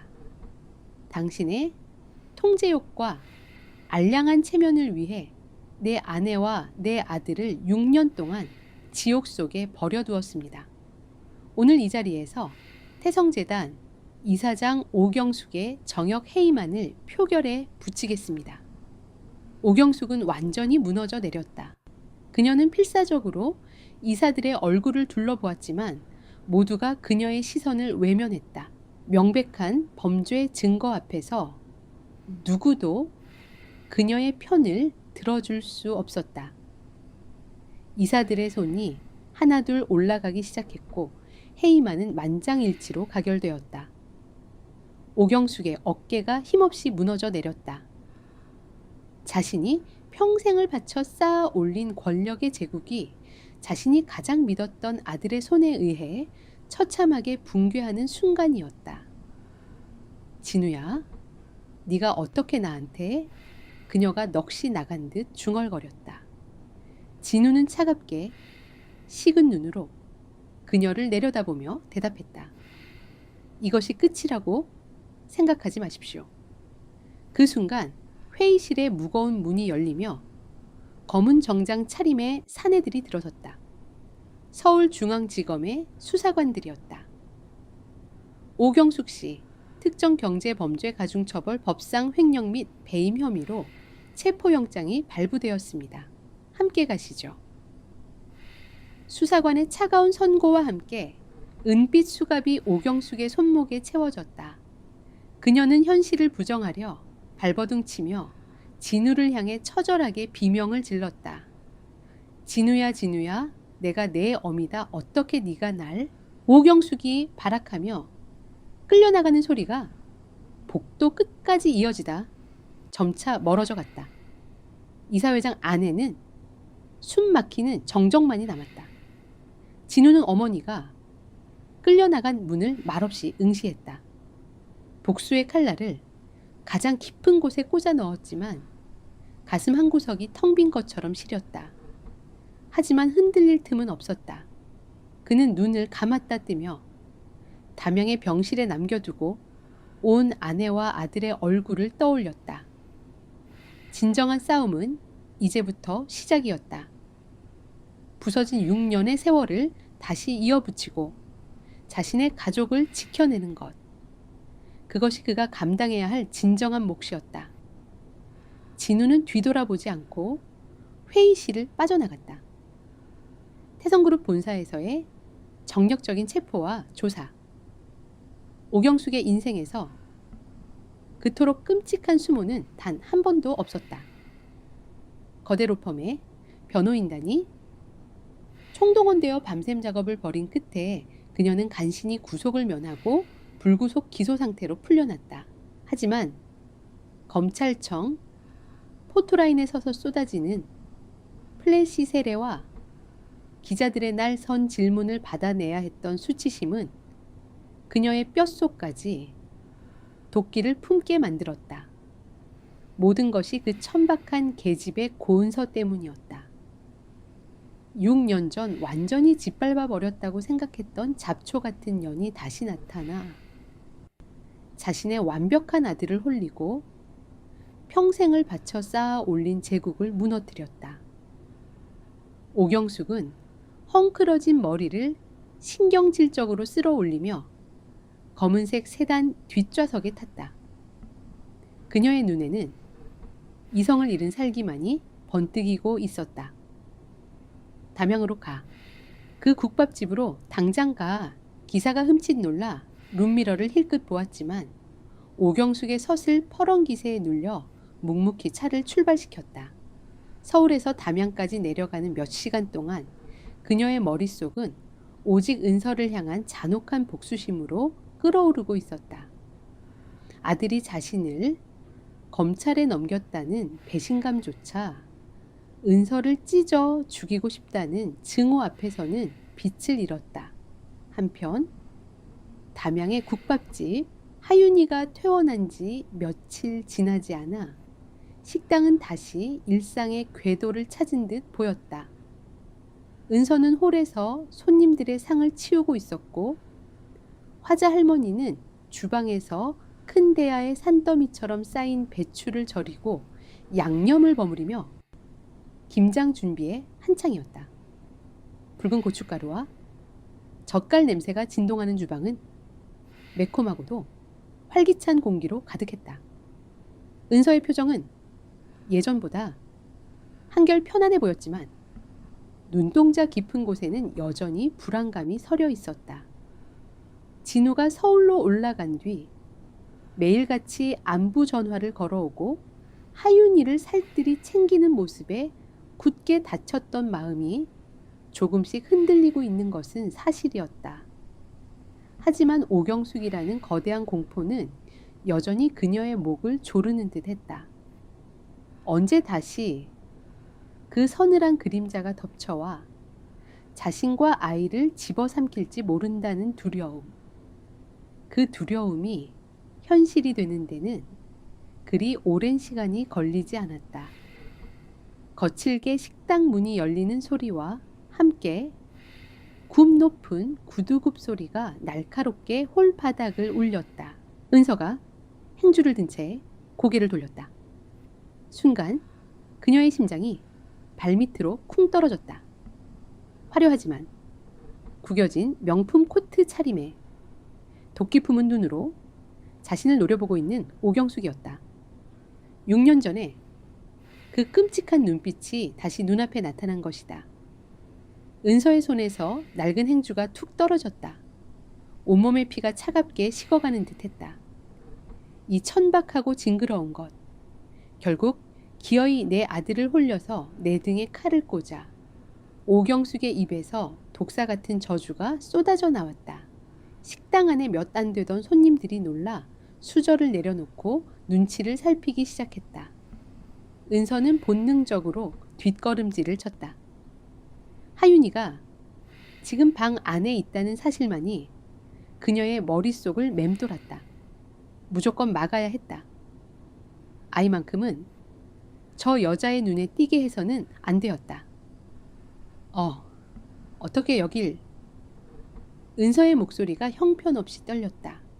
오경숙은 코웃음을 치며 성큼성큼 다가왔다. 어떻게 오긴 네가 쳐놓은 그 얄팍한 덫에 내 아들이 미쳐서 날 검찰에 넘겼어. 내년이 내 인생을 시궁창에 처박아 놓고 무사할 줄 알았어. 당장 내 머리채를 다 뽑아놓고 네가 낳았다는 그 징그러운 핏덩이까지. 오경숙이 핏대를 세우며 은서의 멱살을 쥐려 손을 뻗는 찰나였다. 어디서 감히 남의 귀한 딸한테 손찌검이요. 주방 쪽에서 벼락 같은 호통이 떨어졌다. 오경숙의 손이 허공에서 멈칫했다. 화자 할머니였다. 그녀는 앞치마에 붉은 김치 양념을 잔뜩 묻힌 채 분노로 이글거리는 눈빛으로 걸어 나오고 있었다. 놀랍게도 그녀의 두 손에는 방금 전까지 김장 배추를 씻고 남은 시뻘건 고춧가루와 젓갈, 배추, 찌꺼기가 둥둥 떠있는 커다란 김치 씻은 물대야가 들려 있었다. 매콤하고 비릿한 냄새가 확 풍겼다. 오경숙은 인상을 찌푸리며 화자 할머니를 아래 위로 훑어보았다. 뭐야 이 노친네는 당장 안 비켜 더러운 냄새나게 어디서 오경숙이 신경질적으로 소리치며 화자 할머니를 밀쳐내려 했다. 하지만 화자 할머니는 밀리지 않고 오히려 한 걸음 더 다가섰다. 더러워. 내년 주둥아리에서 나오는 그 도끼 어린 말이 이 김칫물보다 100배 1000배는 더 더럽고 추악하다. 6. 년 전 만삭인 애를 길바닥에 내쫓아 죽일 뻔한 것도 모자라. 이제 와서 또 행패를 부려 사람 탈을 썼으면 최소한의 도리는 알아야지. 이 짐승만도 못한 년아. 화자 할머니의 눈에서 불꽃이 튀었다. 그녀는 6년 전 은서가 겪었던 고통을 누구보다 잘 알고 있었다. 내 딸처럼 거둔 은서를 또다시 짓밟으려는 이 오만한 여자를 도저히 용서할 수 없었다. 이 천한 것들이 뭉쳐서 나를 가르치려 들어. 내가 누군지 알아? 태성그룹. 오경숙이 꽥 소리를 지르며 다시 은서에게 달려들려 했다. 그 순간이었다. 화자 할머니는 한치의 망설임도 없이 들고 있던 커다란 대야를 번쩍 들어 올렸다. 그리고 오경숙의 머리 위를 향해 그 시뻘건 김치씻은 물을 사정없이 들이부었다. 탁한 붉은 물과 고춧가루 흐물거리는 배추 찌꺼기들이 오경숙의 정수리부터 시작해 최고급 캐시미어 코트를 타고 폭포수처럼 쏟아져 내렸다. 오경숙의 비명이 식당 안을 찢었다. 맵고 비릿한 젓갈 냄새가 그녀의 코와 입으로 훅 치고 들어왔다. 그녀는 두 손을 허우적거리며 눈을 비볐지만 눈에 들어간 매운 고춧가루 때문에 눈조차 제대로 뜰 수 없었다. 정성껏 틀어 올렸던 머리는 시뻘건 물에 젖어 미역 줄기처럼 얼굴에 달라붙었고 수백만 원짜리 명품 코트는 붉은 얼룩과 배추 찌꺼기로 처참하게 망가졌다. 아, 내 눈. 이게 무슨 짓이야? 의왕 냄새. 오경숙이 펄쩍펄쩍 뛰며 발악했다. 고상하고 기품 넘치던 태성재단 이사장의 모습은 온데간데 없고 그저 매운 김칫물에 젖어 허우적거리는 비참하고 우스꽝스러운 몰골만이 남았다. 식당 안의 손님들은 놀라면서도 내심 통쾌하다는 듯 시선을 피하지 않았다. 이 미친 노친네가 당장 경찰 불러 내가 널 가만둘 줄 알아. 오경숙이 눈도 뜨지 못한 채 허공에 대고 삿대질을 해댔다. 화자 할머니는 빈 대야를 바닥에 내동댕이 치며 코웃음을 쳤다. 불러 당장 불러. 임산부 내쫓고 살인미수 저지른 년이 누군지 경찰서 가서 시원하게 까발려 보자꾸나. 어딜 감히 내 새끼 눈에서 피눈물을 뽑으려 들어 오경숙이 이성을 잃고 식당 의자를 집어던지려 비틀거렸다. 은서가 놀라 비명을 지르며 화자 할머니 앞을 막아섰다. 상황이 걷잡을 수 없는 난투극으로 번지려는 찰나였다. 식당 문이 부서질 듯 열리며 검은 정장을 입은 건장한 사내 2명이 번개처럼 들이닥쳤다. 진우가 혹시 모를 상황에 대비해 은서 모자를 보호하기 위해 은밀히 배치해 두었던 경호원들이었다. 오경숙 이사장님, 여기서 이러시면 곤란합니다. 회장님의 지시입니다. 경호원 중 한 명이 오경숙의 양팔을 단숨에 제압해 뒤로 꺾었다. 다른 한 명은 식당 안을 둘러보며 은서와 화자 할머니의 안전을 확인했다. 이건 와놔. 내가 네 집 어미인데 나한테 이따위 짓을 해. 차진우, 이 호로 자식한테 전해. 내가 살아있는 한전현과 그 핏덩이는 절대 무사하지 못할 거라고. 오경숙은 발버둥을 치며 짐승처럼 울부짖었다. 김칫물이 뚝뚝 떨어지는 처참한 꼴로 그녀는 경호원들에게 질질 끌려 식당 밖으로 나갔다. 문이 닫히기 직전까지도 그녀의 저주 섞인 악다구니가 끊이지 않았다. 오경숙이 완전히 사라진 후 식당 안에는 무거운 정적과 함께 진동하는 젓갈 냄새만이 남았다. 은서는 그 자리에 주저앉아 거친 숨을 몰아쉬었다. 온몸이 사시나무 떨리듯 떨렸지만 동시에 가슴속 한 구석에 꽉 막혀있던 커다란 응어리 하나가 속 시원하게 뚫려 나가는 듯한 묘한 해방감이 밀려왔다. 화자 할머니는 거친 숨을 고르며 앞침에 손을 닦았다. 그녀는 주저앉은 은서에게 다가가 따뜻하고 투박한 손으로 그녀의 어깨를 감싸 안았다. 은서야, 이제 겁낼 것 없다. 저딴 인간 겉멋만 들었지 속은 시궁창보다 못한 년이야. 우리가 쫄 게 뭐 있어. 은서는 화자 할머니의 품에 얼굴을 묻고 참았던 눈물을 터뜨렸다. 공포의 눈물이 아니었다. 6년 동안 자신을 옥죄던 과거의 망령이 시뻘건 김칫물과 함께 씻겨 내려가는 듯한 처절한 안도감의 눈물이었다. 서울 태성그룹 본사 최상층 회장실. 무거운 침묵이 흐르는 공간 안에서 차진우는 창밖으로 펼쳐진 도심의 차가운 야경을 내려다보고 있었다. 그의 등 뒤로 육중한 문이 조심스럽게 열리며 이재훈 비서가 들어왔다. 이 비서의 얼굴에는 긴장감이 역력했다. 회장님 보고 드릴 일이 있습니다. 진우가 천천히 몸을 돌렸다. 이 비서는 담양에서 방금 전송되어 온 경호팀의 보고 내용을 상세히 전달했다. 어머니 오경숙이 식당에 들이닥쳐 폐악을 부렸다는 사실, 그리고 나화자 할머니가 김치를 씻은 매운 젓갈 물을 쏟아부어 그녀를 쫓아냈다는 일련의 소동까지. 보고를 듣는 동안 진우의 턱관절에 강하게 힘이 들어갔다. 어머니를 향한 치밀어 오르는 분노와 혐오감이 가슴을 찔렀지만 동시에 은서와 하윤이가 무사하다는 사실에 깊고 처절한 안도감이 전신을 훑고 지나갔다. 어머니는 서울의 자택으로 모셔졌습니다. 현재 외부와의 접촉을 일절 끊고 계십니다. 수고했어, 이 비서. 경호팀에게는 계속해서 은서와 하윤이의 주변을 철저히 살피라고 전해 이 비서가 고개를 숙이고 나간 뒤 진우는 자신의 넓고 화려한 집무실을 천천히 둘러보았다.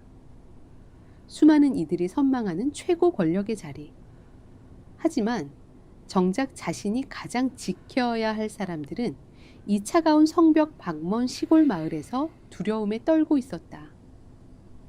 어머니가 구축해 놓은 이 거대한 탐욕의 제국 안에 머무는 한 자신은 영원히 과거의 굴레를 벗어날 수 없음을 그는 뼈저리게 깨달았다. 다음 날 오전 태성그룹의 대회의실에 다시 한번 모든 임원진이 소집되었다. 며칠 전 오경숙 이사장의 해임으로 그룹 전체가 어수선한 가운데 열린 회의라 임원들의 얼굴에는 불안한 기색이 감돌았다. 상석에 자리한 진우는 마이크를 바로잡고 장내를 둘러보았다. 그의 눈빛은 그 어느 때보다 맑고 단호했다. 오늘 이 자리를 빌려 그룹의 미래와 제 개인의 거취에 관한 중대한 결정을 발표하고자 합니다. 진우의 차분한 목소리에 회의실의 공기가 일순간 얼어붙었다. 저는 오늘부로 태성그룹의 회장직에서 정역 사임합니다.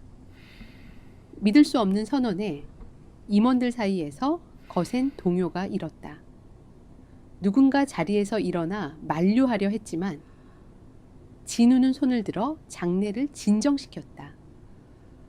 태성그룹은 이제 오너 일가의 독단적인 지배에서 벗어나 검증된 전문 경영인 체제로 전환될 것입니다. 이사회에서 투명한 절차를 거쳐 새로운 전문 경영인을 선임해 주십시오. 저는 경영 일선에서 완전히 물러나 그룹의 지분만을 보유한 주주로 남겠습니다. 회의실 안은 거대한 충격에 휩싸여 침묵만이 맴돌았다. 진우는 준비해 온 서류 화면을 스크린에 띄웠다. 마지막으로 제가 유일하게 책임을 지고 완수할 프로젝트가 하나 있습니다.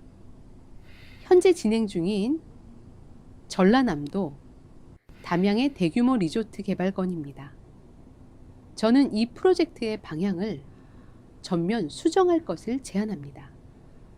스크린에는 웅장하고 위압적인 현대식 건축물 대신 자연과 어우러진 소박하고 따뜻한 조감도가 나타났다.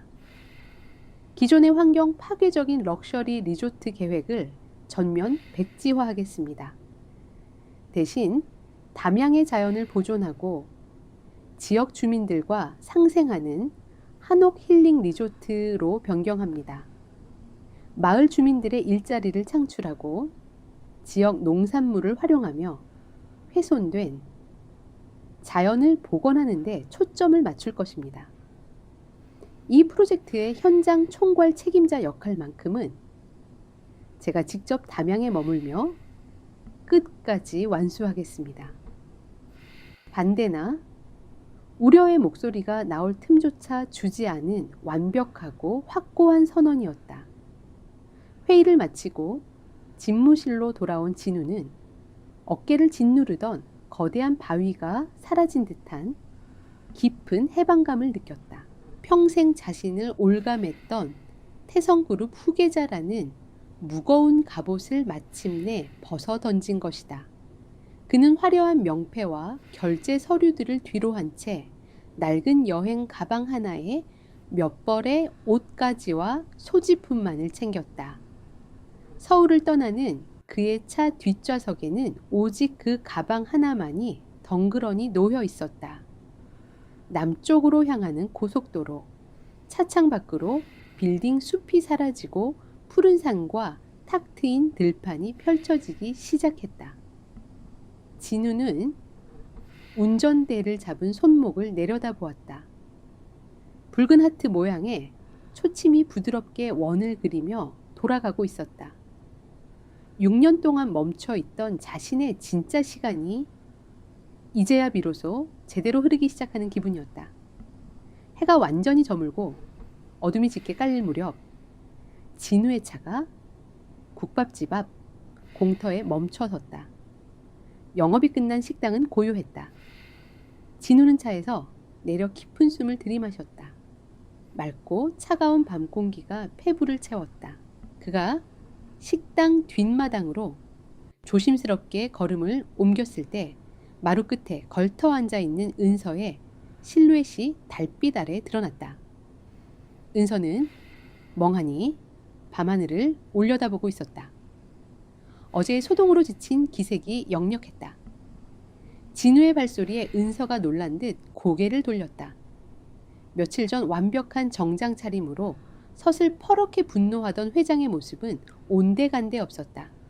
화장기 없는 수척한 얼굴에 평범한 스웨터와 면바지를 입은 그저 한 명의 지친 남자만이 서 있었다. 당신이 어떻게 여기에? 은서가 몸을 일으키며 당황한 목소리로 물었다.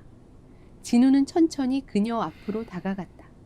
그리고 아무런 예고도 없이 나무 마루가 삐걱거리는 소리와 함께 은서의 발 아래로 두 무릎을 꿇었다. 은서의 숨이 멎는 듯 했다.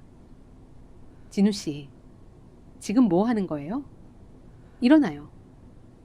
은서가 황급히 진우의 어깨를 잡으려 했지만 진우는 고개를 숙인 채 움직이지 않았다. 다 내려놓고 왔어.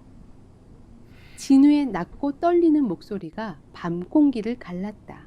어머니도, 회장 자리도, 서울의 모든 삶도 전부 다 버리고 왔어. 나한테는 이제 아무것도 남아있지 않아. 오직 당신과 하윤이 두 사람뿐이야. 은서의 눈동자가 거칠게 흔들렸다. 진우가 천천히 고개를 들어 은서를 올려다보았다. 그의 눈동자는 그 어떤 거짓도 꾸밈도 없는 애절한 진심만이 가득했다. 6년 전 내가 멍청해서 당신을 지키지 못했어. 내가 어리석어서 당신에게 너무나 깊은 상처를 줬어. 그 어떤 말로도 용서받지 못할 거라는 거 알아. 단번에 나를 받아달라고 떼쓰지도 않을게. 진우의 뜨거운 눈물이 뺨을 타고 흘러내려 마루 위로 떨어졌다. 하지만 제발 내게 기회를 줘. 당신 곁에서 당신과 하윤이를 지키며 평생을 속죄하며 살 수 있게 해줘.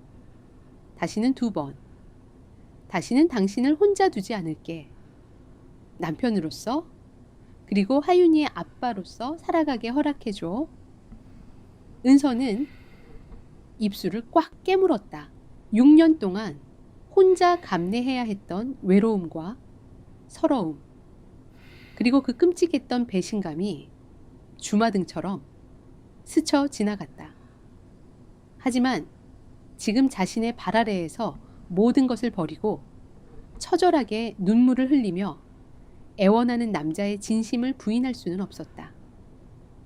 은서의 두 눈에서도 굵은 눈물이 차올라 볼을 타고 흘러내렸다. 그녀는 진우를 밀어내지 않았다. 그저 흐느끼며 그의 곁에 서 있을 뿐이었다. 그것은 아직 완전한 용서는 아닐지라도 굳게 닫혔던 마음의 문이 마침내 열렸음을 의미하는 무언의 허락이었다. 다음 날 아침, 담양의 눈부신 아침, 햇살이 마당을 가득 채웠다. 진우는 소매를 걷어붙인 채 마당 한 구석에서 장작을 패고 낡은 평상을 수리하며 비석처럼 단단하게 자리를 지키고 있었다. 입에는 땀방울이 맺혔지만 그의 얼굴에는 그 어느 때보다 깊은 평온함이 어려 있었다. 그때 안방 문이 열리며 부스스한 머리의 하윤이가 눈을 비비며 걸어 나왔다. 아이는 마당에서 낯선 일을 하고 있는 진우를 발견하고는 걸음을 멈췄다. 어젯밤 은서는 하윤이를 품에 안고 오랜 시간 동안 많은 이야기를 들려주었다. 먼 길을 돌아 마침내 찾아온 자신을 너무나 사랑하는 사람에 대한 이야기였다. 진우가 하윤이의 기척을 느끼고 일손을 멈췄다. 그는 무릎을 굽혀 아이와 눈높이를 맞추고 긴장된 표정으로 아이를 바라보았다. 심장이 터질 것만 같았다. 하윤이는 커다란 눈을 끔벅이며 진우의 얼굴을 가만히 응시했다. 아이 특유의 순수하고 호기심 어린 시선이 진우의 얼굴에 머물렀다. 잠시의 정적 후 아이가 작은 발을 꼼지락거리며 진우를 향해 한 걸음 다가갔다. 그리고 망설이듯, 그러나 너무나도 또렷하고 맑은 목소리가 아침 공기를 가르고 울려 퍼졌다. 아빠, 어느덧 계절이 바뀌어 담양의 산자락에 붉고 노란 단풍이 짙게 내려앉은 늦가을이었다. 아침의 서늘한 공기가 코끝을 스쳤지만 볕은 그 어느 때보다 따스했다. 화잔의 국밥 건물 바로 뒤편. 예전에는 잡초만 무성했던 빈터에 아담하고 단단한 목조 주택 한 채가 자리 잡고 있었다. 차진우가 직접 도면을 그리고 인부들과 함께 땀을 흘리며 지어 올린 새로운 보금자리였다. 현관문이 열리고 진우가 밖으로 나왔다. 최고급 맞춤 정장과 윤기 흐르던 구두 대신 흙먼지가 묻은 두꺼운 작업용 셔츠와 빛바랜 청바지, 그리고 튼튼한 작업화를 신은 모습이었다. 그는 크게 기지개를 켜며 상쾌한 아침 공기를 폐부 깊숙이 들이마셨다. 태성그룹의 화려한 회장실에서 내려다보던 잿빛 서울의 풍경과는 비교할 수 없는 살아 숨 쉬는 생명의 내음이었다. 그는 익숙한 걸음으로 마을 어귀의 리조트, 건설 현장으로 향했다. 한때 거대한 콘크리트 건물이 들어설 뻔했던 그곳은 이제 뼈대를 드러낸 우아한 한옥 건물들과 자연 친화적인 조경 공사로 활기를 띠고 있었다. 차 소장님 일찍 나오셨네요. 안전모를 쓴 박성호 이장이 환하게 웃으며 다가왔다. 진우 역시 사람 좋은 미소를 지으며 그와 악수를 나누었다. 이장님이 어제 보내주신 마을 목수분들 덕분에 한옥 골조 작업이 아주 순조롭습니다. 솜씨들이 정말 대단하시더군요. 두 사람이 공사 진행 상황을 두고 열띤 대화를 나누는 사이 서류철을 든 이재훈이 다가왔다. 한때 태성그룹의 회장 비서실의 수석 비서였던 그는 진우의 곁을 끝까지 지키겠다며 미련 없이 서울 생활을 정리하고 이곳 현장의 실무 책임자로 내려와 있었다. 넥타이를 푼 편안한 차림의 이재훈은 진우에게 서류를 건네며 조심스럽게 입을 열었다. 소장님, 오늘 아침 서울에서 최종 선고 결과가 나왔습니다. 오경숙 전 이사장 징역 5년이 확정되어 곧바로 구치소로 이감되었다고 합니다. 진우의 서류를 넘기던 손이 잠시 멈췄다. 서늘한 가을 바람이 그의 이마에 맺힌 땀방울을 식히고 지나갔다. 평생 자신을 통제하고 자신의 가족을 파멸로 몰아넣으려 했던 핏줄. 그 지독했던 악연의 끝을 알리는 소식이었다. 진우의 눈동자에 잠시 복잡한 감정이 스쳤지만 이내 눈 녹듯 사라지고 차분한 평온함이 자리 잡았다. 알겠네. 이제 서울 쪽 소식은 더 이상 내게 전하지 않아도 좋아. 우리가 신경 써야 할 일은 이 마을을 지키는 것뿐이니까. 진우는 서류철을 덮고 다시 현장을 향해 힘찬 발걸음을 내디뎠다. 그의 어깨를 짓누르던 과거의 망령이 완전히 사라진 아침이었다. 점심시간이 되자 진우는 작업복에 묻은 톱밥을 대충 털어내고 화잔의 국밥으로 발길을 돌렸다. 식당은 전국에서 소문을 듣고 찾아온 관광객들과 마을 주민들로 발 디딜 틈 없이 북적이고 있었다. 은서는 앞치마를 두르고 호를 누비며 바쁘게 손님들을 맞이하고 있었다. 화장기 없는 얼굴이었지만 그녀의 뺨에는 건강한 생기가 돌았고 눈빛을 짓누르던 어두운 공포와 불안은 자취를 감춘 지 오래였다.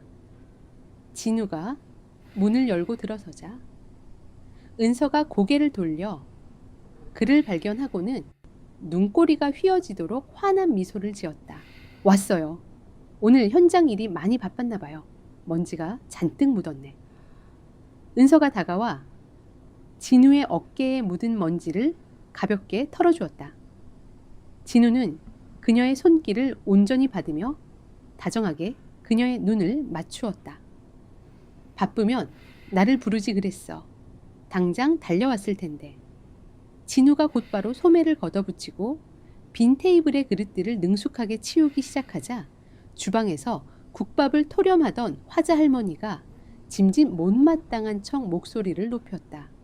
아이고 멀쩡한 대기업 한다 회장 자리 박차고 나와서 기껏 한다는 게 국밥집 상 치우는 일이요. 내일 모레 마흔인 양반이 아주 싹싹하기도 하지. 말투는 퉁명스러웠지만 진우를 바라보는 화자 할머니의 주름진 얼굴에는 숨길 수 없는 대견함과 깊은 애정이 묻어나고 있었다. 손님들 사이에서 훤칠하고 잘생긴 국밥집 사위가 제일 일꾼이라는 기분 좋은 농담이 오고 갔다. 은서는 쟁반을 든 채 그 모습을 바라보며 가슴 벅찬 행복감에 작게 한숨을 내쉬었다. 그날 저녁 식당 영업을 마치고 새로 지은 집의 거실에 네 식구가 빙 둘러앉았다. 둥근 밥상 위에는 화자 할머니가 끓여낸 구수한 된장찌개와 은서가 방금 무쳐낸 겉절이 그리고 부드러운 계란찜이 소박하지만 풍성하게 차려져 있었다. 유치원 원복을 입은 하윤이가 숟가락을 쥐고 쉼없이 조잘거렸다. 아빠 오늘 유치원에서 내가 만든 찰흙집 선생님이 제일 멋지다고 칭찬했어요. 아빠가 짓는 한옥 리조트랑 똑같이 만들었거든요. 아빠, 그 단어가 하윤이의 입에서 자연스럽게 흘러나올 때마다 진우의 가슴 깊은 곳이 따뜻하게 벅차올랐다. 진우는 하윤이의 머리를 다정하게 쓰다듬으며 대답했다. 우리 하윤이가 아빠보다 낫네. 주말에는 아빠랑 진짜 나무로 집 만들기 놀이할까. 네, 약속해요, 아빠. 하윤이가 신이 나서 진우의 품으로 파고들었다. 진우는 아이를 단단히 안아 올리며 환하게 웃었다. 화자 할머니가 숟가락에 두툼한 고기 반찬을 올려 진우의 밥그릇 위에 툭 얹어 주었다. 바깥일 하느라 고생이 많은디 고기 좀 팍팍 먹어. 몸 상하면 우리 은서랑 하윤님만 고생인게. 감사합니다, 장모님. 아주 맛있게 먹겠습니다. 진우가 넉살 좋게 대답하며 밥을 크게 떠먹었다. 은서는 국자를 든 채 그 광경을 가만히 지켜보았다. 자신을 거두어준 따뜻한 어머니 세상을 다 가진 듯 웃는 사랑스러운 아들, 그리고 자신의 모든 상처를 껴안고 든든한 울타리가 되어준 남편. 6년 전 살을 에이는 듯한 추위 속에서 홀로 죽음을 각오했던 그녀에게 이런 밤이 찾아오리라고는 상상조차 하지 못했었다. 은서의 눈가에 투명한 이슬이 맺혔지만 그것은 더 이상 슬픔의 눈물이 아니었다. 온전하고도 완벽한 구원의 눈물이었다. 밤이 깊어 하윤이가 새근새근 얕은 숨소리를 내며 잠든 후 진우와 은서는 마당으로 이어진 좁은 나무 마루에 나란히 앉았다. 밤하늘에는 도시에서는 볼 수 없는 수많은 별이 은하수처럼 쏟아질 듯 반짝이고 있었다. 풀벌레 소리가 고요한 밤에 운치를 더했다. 진우가 조심스럽게 은서의 손을 감싸주었다. 거친 현장 일로 인해 예전의 부드러움은 사라지고 굳은 살이 박인 억센 손이었지만 은서에게는 세상에서 가장 안전하고 따뜻한 손이었다. 은서는 진우의 어깨에 가만히 머리를 기대었다. 두 사람의 손이 포개어진 순간 달빛 아래로 두 개의 시계가 모습을 드러냈다. 진우의 손목에 채워진 검은 다이얼의 시계, 그리고 은서가 6년 동안 상자 깊숙한 곳에 숨겨두었다가 다시 꺼내어 찬 완전히 똑같은 모양의 시계였다. 큐피드의 화살을 형상화한 두 개의 붉은 초침이 각자의 원 안에서 완벽한 조화를 이루며 나란히 움직이고 있었다. 소리내어 시간을 재촉하지 않고 그저 묵묵하고 부드럽게 앞으로 나아가는 그 붉은 화살표들은 마치 두 사람의 심장 박동처럼 일치했다. 거짓과 오해, 그리고 지독한 증오로 얼어붙어 있던 6년이라는 길고 어두웠던 시간이 마침내 흔적도 없이 녹아내렸다. 차가운 겨울을 견뎌낸 자들에게만 허락된 진짜 삶의 시간이 비로소 담양의 맑은 밤 공기 속에서 다시 흐르기 시작하고 있었다. 그 누구도 그 어떤 시련도 다시는 두 사람의 시간을 멈추게 할 수 없을 것이다.